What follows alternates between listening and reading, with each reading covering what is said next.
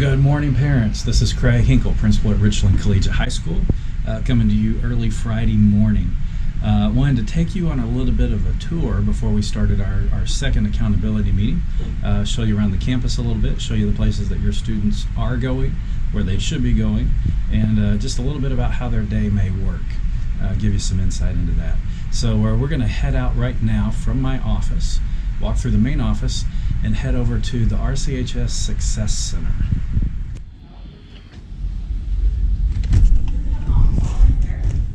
We've got Jonathan, a student getting help, Adam, one of our tutors and professors,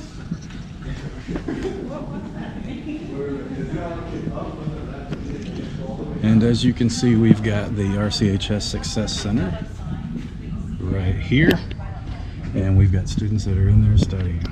Hey.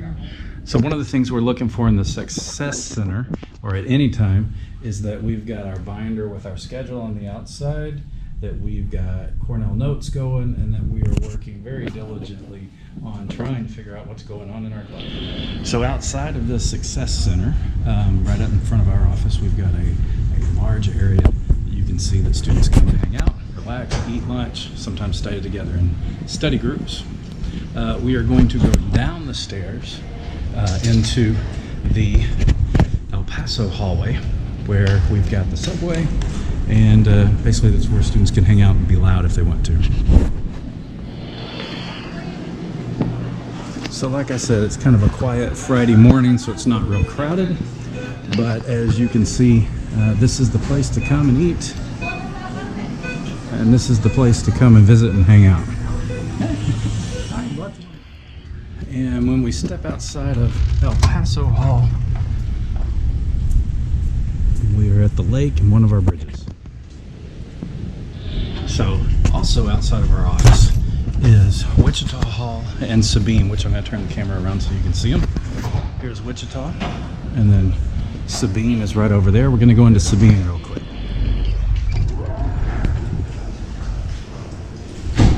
So you should be familiar with Sabine. We've got the coffee shop and the bookstore. We've also got a lot of areas for students to come hang out, study, as you can see the college students doing. And then upstairs is where the science corner. So also upstairs in Sabine, we've got the science corner, as I mentioned before. So the science corner expands over the coffee shop right here. We've got students that are getting things out to study. And it also extends back here, centered in the middle of all the science professors' offices. We've got tutors. And just outside of Sabine, outside of the science corner, we've got a nice outdoor area to study in. And now that the weather's changing, it's a good spot to go. So RCHS has a golf cart. It's pretty handy getting back and forth across campus. So I'm going to take you on a little tour on the golf cart also, so we can get over to Kiowa, where your students spend most of their avid time. And we are currently behind Crockett. We're going to go towards Pecos and across one of our other bridges and get to the other side of campus. And on the way, we're going to stop by, see the library, and a couple of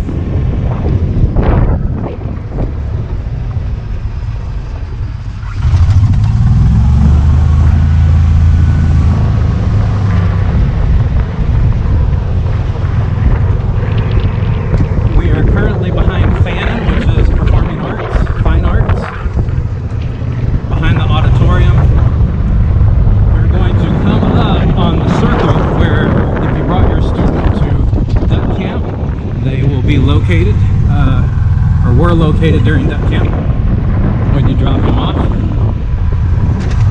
right here at the steps. So right here next to us on our right is Fannin, and on our left is both Lavaca, which is the library, and Bonham Hall, which is a classroom building. So we're going to go into Lavaca right now and take a look at the library.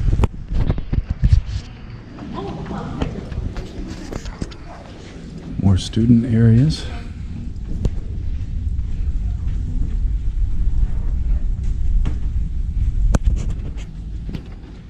And we are just outside the library on a walkway. There is a mezzanine level, more study areas, pretty quiet. You can see the bridge on the other side of the lake when we came out of El Paso. That's the same bridge. And we're going to enter into one of our other classroom buildings. We're on the back side of Bonham right now. You saw when we were on the cart, the front door. So we're going to go in through one of the back doors. So upstairs Bonham, we have one of our corners for tutorials. We have got the English corner.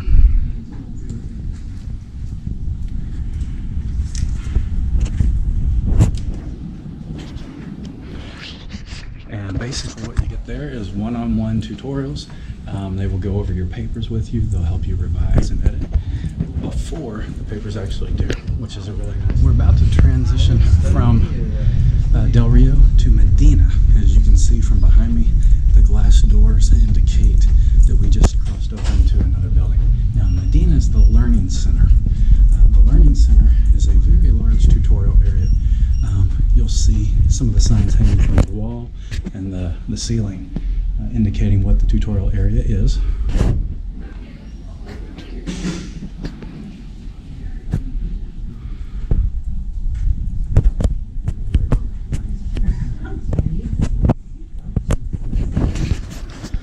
All the tutorial areas, students come and they sign in at the main desk, including the science corner and some of the other areas. So it's a really good place for them to go, document where they've been, and take advantage of those tutors. So we're back on the golf cart outside of Lavaca and Fannin. We're going to head over to Kiowa now. It's a good distance, so we're going to let the camera roll just so you can see it. But feel free to fast forward so you can get over to the building. There we go.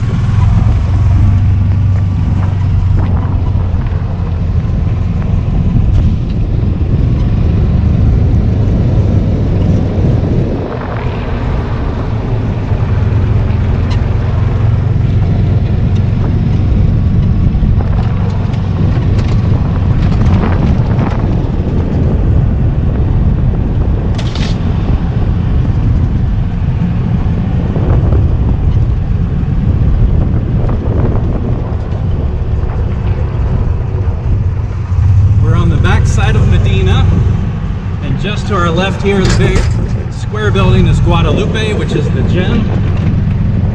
The brown buildings here are Uvalde. We've got 4 classrooms here. Several of you may have classes. Typically capstones, a couple avids are going to be in Uvalde. The majority of our capstones, which are senior classes, and then our avids, senior and junior avids, are going to be here in the Kiowa building. So what we're going to see in Kiowa are our AVID classes. There are college classrooms in this building as well. Our instructional support staff are also located here, as well as Officer Brooks, our SRO. We do have a lobby area where students can study. Our vending machines, our instructional staff, offices. Officer Brooks, our SRO, his office is here in Kiowa as well. And we'll take a look at some of the classrooms so that you can see what they look like. We'll just peek through the window in a couple. We've got students working on TRFs, so they're working on how to study in a group, writing down their points of confusion on the board and then getting help. We've got capstone classes that are working on capstone.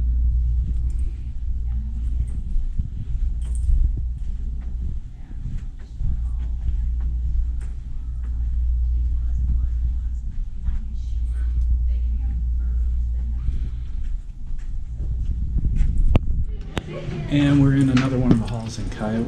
We've got more classrooms over here. Actually, right here is Mr. Browder. This is our IT specialist. And this is where kids can go if they've got issues with computers, logging in, etc. For our seniors, when they get their laptops, that's also where they'll go for service. This is our capstone lab.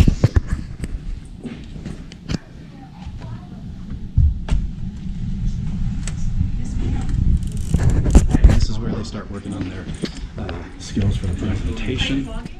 And then we're exiting the door. Some of the other classrooms are actually college classrooms, like this one. Okay, so I stepped into an Avid classroom as I was walking by in Kiowa, and we've got a couple students. We're going to look at what's out on their desk as they're getting ready for the class to start. So what we've got over here is our binders open. We've got Cornell notes, and then over here we've got our planner right up front, and on the outside of the binder is our color-coded schedule. So that's the initial expectation for every class, is that they've got those two things ready to go. So I just said those are the two things, and as I cut the camera off, the young ladies that are helping me said, wouldn't it be three things? Because they are what? What are the three things? Our planner, our schedule, and our Cornell notes. Right. I love how she was so enthusiastic about correcting the principal, but when the camera's on, nope, not going to say anything. So before we head back to my office to go over some of the other things you need to be looking at, just wanted to kind of give you a perspective shot. We're in front of Kiowa, where the Avid classes and capstone classes are. And right over here in front of us is Guadalupe and then Uvalde. And so Medina is actually over here. And then my office is on the other side of campus. Okay, so we're back in my office. We're actually in the conference room. And I want to go over a couple things with you. First thing is what we covered the last time. Everybody's supposed to be meeting weekly. I said Thursday nights. It's just a good time. There's usually a lot to talk about what's happened in the week, and then a lot to do to prepare for the next week. Students are using their planners, and parents are using your planners. What I'm looking for is that they've marked every due date for every assignment in their planner, both on the 30-day monthly as well as the weekly. I'm looking for details on the weekly. Next time we'll talk a little bit more about the planners and what it looks like. I'll take some pictures, send them out through some emails so you can kind of see what I'm looking for. But ultimately I'm looking for them to plan their study times, when they're studying or when they're doing homework, to prepare for the due date that's coming up. There's going to be a lot of information in that planner if they're doing it well. If there's not a lot written down, then you know you need to talk to them about how to plan accordingly. The other thing we talked about was Cornell notes. I sent everybody out a PowerPoint and how to read and how to work through Cornell notes. The main thing I'm looking for right now, parents, the easiest thing for you to look for is that they are doing notes every day in every class. I don't care how many pages. If someone's talking, they're writing down what they said. If they're doing group work, then they go back to their Cornell notes in their binder and they write down who was in the group, what was covered. They write down an agenda, something. If they watch a movie in class, who are the characters? What was the plot? What's the setting? Whatever they can get out of that class time, they need to be writing down. The next thing that they need to be doing, this is really the thing that we're talking about today, is how to mark their text. Not only are they taking notes in class, but they should be using their textbooks all the time. Some of their texts are digital, some of their texts are in print. The majority of our junior classes, junior students, have printed text. They should be in these textbooks constantly and all the time. I'm going to show you a piece of paper here. It's called Marking the Text, Nonfiction. So what we've got with this sheet, and I'll send this out to everybody in the email, it just goes through what they should be doing. And it is very basic. As we zoom in here so you can see, Marking the Text, Nonfiction. Number the paragraphs. Circle key terms. Underline the author's claims and other information relevant to the reading. So this makes it very easy for you to check to see if they are first interacting and marking their textbooks. So in that Thursday meeting, when you say, hey, let me see your notes, let's talk about the planner, have them pick a textbook. I don't care which one it is, 1, 2, 3, all of them, whatever you've got time for, and ask them to show you where they've been interacting with the text. Specifically doing these marking the text strategies. Be careful of highlights. Students at this age have been taught to highlight, but they don't know what they're highlighting. If they're going through and highlighting bold words, ask them, why did you just highlight a bold word? It's already bold. Why do you need it highlighted? talk to them about this, get them to show you what's going on, and if they say they don't have any homework or that they're all done, say pull out your textbooks, I want to see where you've marked the text. That's pretty much the end of this parent accountability meeting. I want to thank you for being invested in what your kids are doing. I want to encourage you to sign up and be a member of our parent association. The association really does help our kids out quite a bit. We can send links to you for that as well. If you have questions, feel free to email me, and we will see you soon. Thanks.